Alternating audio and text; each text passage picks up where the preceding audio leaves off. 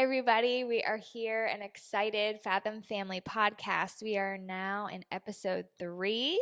We're rolling with it. Yeah, we're just having a good time. Nice conversation. Hopefully, this is opening up some conversations in your house or at least in your heart. Can of worms, right? Whatever it's opening, we hope it's at least providing conversation. Hey, sometimes got to get worse before it gets better. That's right. Some of us may feel like that in our marriage right now. Like it's getting worse before it gets better. Yeah. And we got to push through Yeah. some of the junk. It's worth it. It is totally worth it. For sure. We're excited to be back with episode 3. We're just continuing on this theme of power struggle. And we've been talking about becoming one, this process of becoming one, how submission is a big part of that, submitting to God. And then here in this third episode, we're going to talk about gender roles.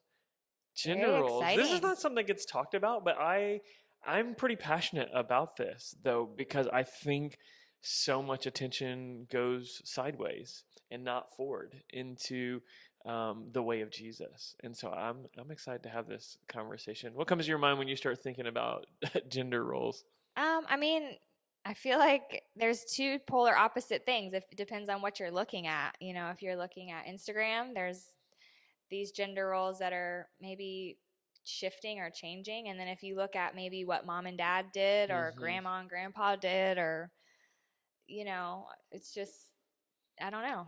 I think there's, like you said, can of worms. Yeah, and I think a lot of people just find themselves like not sure, particularly as you're starting out in marriage and trying to just find your way through that or understand, are we doing the right thing? Or maybe you're feeling some shifts in your life of who's working and who's doing what, or you see other people who are doing things and you're comparing yourself to them. Yeah, and I love how all of these things weave themselves into each other. Like earlier we talked about the scoreboard. Yeah. You know, and sometimes that scoreboard flashes really bright when you're talking about roles in the home and who does what.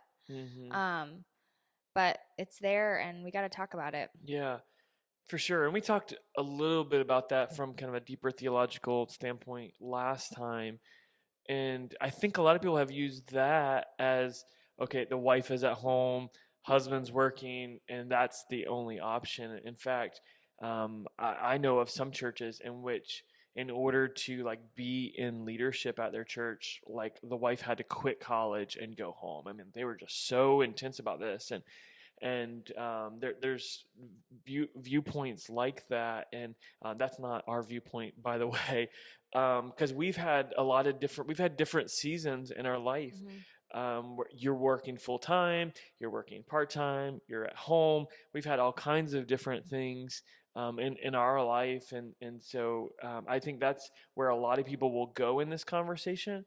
And that's not necessarily where we feel called to go in this conversation. I think as we talk about those different traditional gender roles, we can move into different conversations about, what does that mean for decision making, when it talks about spiritual authority and accountability, what does that mean, for church leadership and all kinds of different things. And while those are good conversations to be having, I feel like the one biggest thing that we miss and nobody talks about is that we're all called to be like Jesus, right? Yeah. And so when we think of like traditional female role in a home, what do you think about? Like traditional? Very traditional. I think of like a stay-at-home wife or mother, like whatever you are. Like the Leave It to Beaver mom or whatever. Yeah. Wearing the apron, having all things done and in a box, tidied up. I'd say that would be traditional. What do you think of like a traditional male role? I'm about to sneeze. I can feel it, and that's bad when you're on a podcast. God bless you. We just roll with it. What are you gonna right? do? We're alive. We are making it happen. Those things don't go away. What do you think of? I think it's this Saharan dust that's moving. Have you heard about that? I have. Yeah. It's real. Yeah, it's a real thing. I'd never heard of it until like a few years ago, but now it's like every time it comes, it's like hits me hard. It's this year. This time of year. Yeah. Yeah, for sure. I think that a traditional male role is like, walking out of the door with a briefcase. Okay. And the lunch pail. I don't know. Yeah. Yeah, just hardworking guy that doesn't really deal with emotions. Maybe just if I can speak about my personal family, I know that like my granddaddy, they kind of had this deal. Like he did everything outside of the house. So Yeah. yard, garage, job, and he touched nothing inside. And she made 3 meals a She day. made 3 hot meals a day. Like he didn't I, know where the vacuum was that located was like, in the okay, he house. passed away. Yeah, a few years. Yeah, Oh well, yeah, it's it's been a been while now. 4 years ago. Yeah. But before he passed away, I mean, 4 or 5 years before he passed away, he'd been living in the same house for 60 years and he didn't know where the vacuum cleaner was. But that just was his That's, role. that was, Like, I yeah, mean, as crazy as that sounds to me and maybe to everyone else, yeah, like that was his role. His stuff was outside, and so that's very traditional. yeah. I kind of go in the lane of like women are more loving, nurturing, place in the home. Men are provider and principled, right? They're Right. principled man. We're gonna uphold our home or whatever with family values or something like that. And women are gonna nurture, and I think those are traditional kind of viewpoints there. And I Yeah. think you hit it on the head there as well. But I think when we look to the person of Jesus, Hmm. those kind of traditional things that we see of like what's the best of a woman and the best of a man, we see Jesus as a perfect embodiment of all good qualities and Yeah. characteristics that we admire. They're found in God. Right. And when God came and made his dwelling among us in Jesus Christ, we have all of that. And so he's perfect in love. God is love, the scripture says. Hmm. Jesus is perfect in principle. Like he is the truth. He Right. is the way, the truth, and the life. And so he's the perfect embodiment of that. So when we talk about gender roles, it's less about like what are we doing and who's doing that. Like I don't think God cares who mows the grass or who's doing the finances and all that stuff. What he is concerned is that we are moving into conformity with Jesus. Romans 8:29, says that he knew all about us before we were born. He destined us to begin to share in his likeness, to be like Christ, to be conformed into his image. And like that takes so much pressure off because I think a lot of times we do Hmm. focus on the things that don't matter or get, our feathers ruffled about stuff that really doesn't matter. And we can just rest in becoming more like him. Hmm. Like it takes all of those outside things Yeah. off. Yeah, and I think in a world in which there's all kinds of media messages and internal messages that Hmm. um, our spouse's father thinks that our marriage should look like, Right. or what so and so's family is doing, right? We feel all these Hmm. outside pressures and these internal pressures that, oh, I've got to be like his mom or I've got to be like her dad, right? Yeah. And I think we can feel all those outside pressures, inside pressures of who we are supposed to be. I think we must go back to who has God Yeah. called us to be, and it's to be like Christ.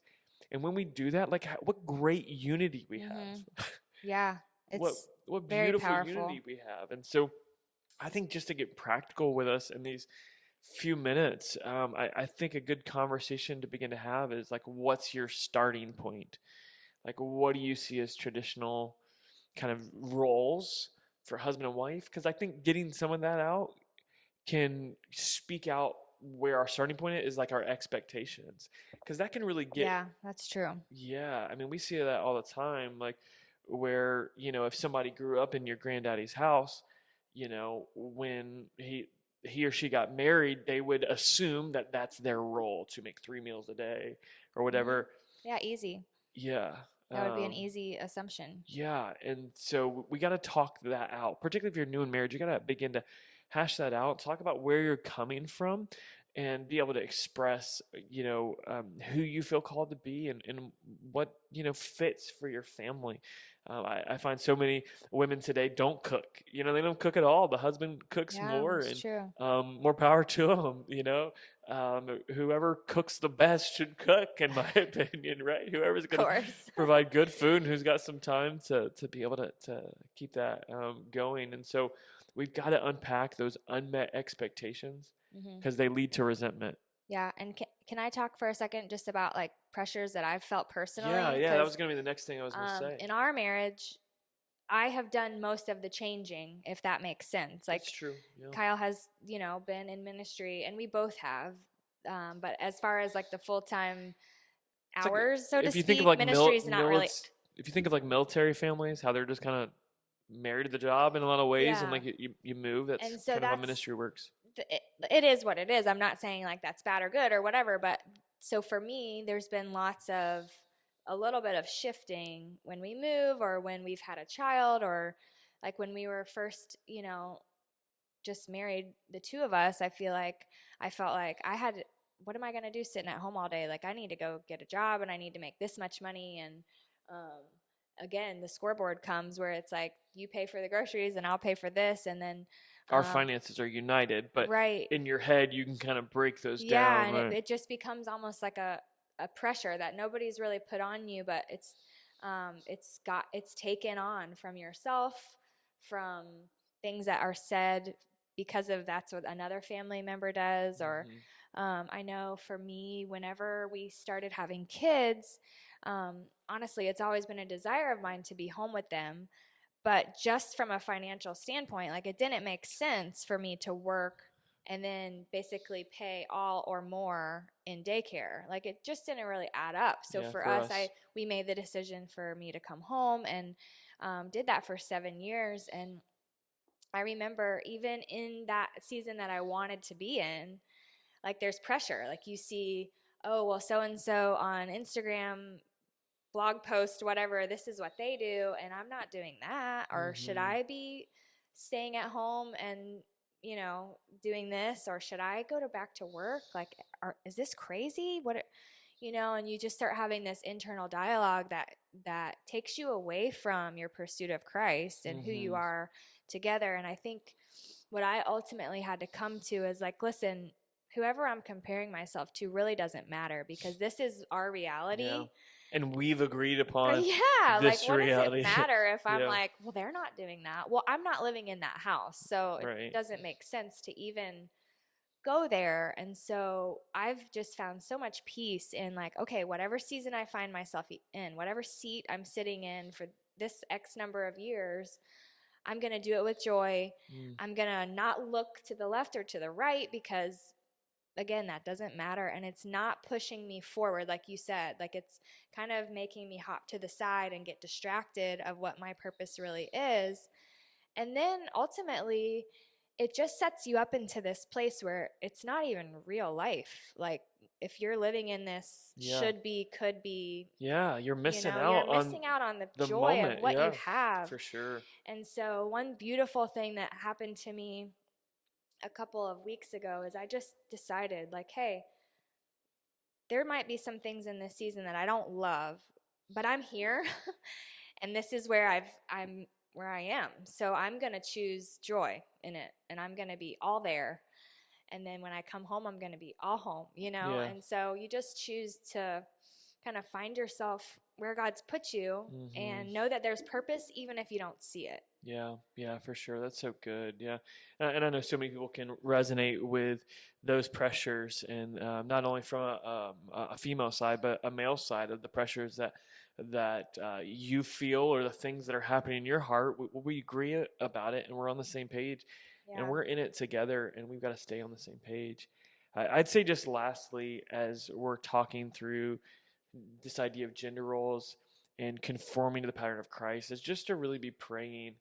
Another question is like, what is God trying to shape in me right now Yeah. to be more like Him? If we're always asking, God, what are you doing in me? Where are you pruning? John 15 says that the Father's the gardener, and He prunes Mhm. the ones He loves, and He prunes the dead branches in us, the areas, the seasons that haven't been as fruitful. Maybe Yeah. it's because there's some pruning that needed to take place, and He does it so that we can be a reflection of Him, so that we can bear more fruit, to be a reflection of Him. And so, I would just encourage everyone today to really take some time with your spouse and talk out what's your game plan. How do you see this? How are we growing to be more like Christ, and maybe it is a changing season, right?